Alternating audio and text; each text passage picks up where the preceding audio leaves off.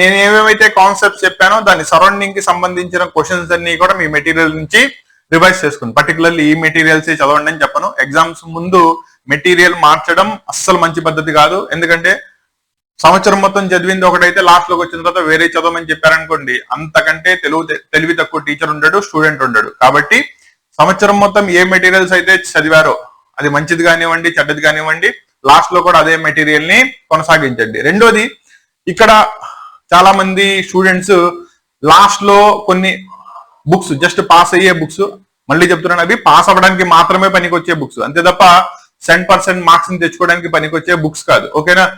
వాటి చాలా బుక్స్ ఉన్నాయి, వాటి పేర్ల జోలికి వెళ్ళను. దట్ ఈస్ చిన్న చిన్న బుక్స్ వస్తాయి, బుల్లెట్లు గిల్లెట్ ఏదో అంటా ఉంటారు.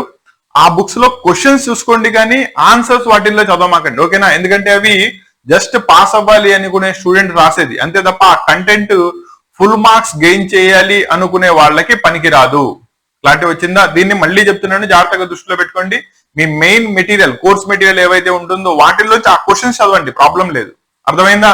అంతే తప్ప ఆన్సర్స్ మాత్రం వాటి నుంచి, నేదర్ మ్యాథ్స్ కానీ, ఫిజిక్స్ కానీ, కెమిస్ట్రీ కానీ, దేనికి కూడా, నెక్స్ట్ ఉండే మెయిన్ సబ్జెక్ట్స్ దేనికి కూడా దాని నుంచి కంటెంట్ ని చదవమాకండి నాన్న. క్లారిటీ వచ్చిందా? ఆ డేటా మీకు టోటల్ ఇంటర్ప్రిటేషన్ దానికి ఫుల్ మార్క్స్ గెయిన్ చేసుకోవడానికి సరిపోదు. క్లియరా?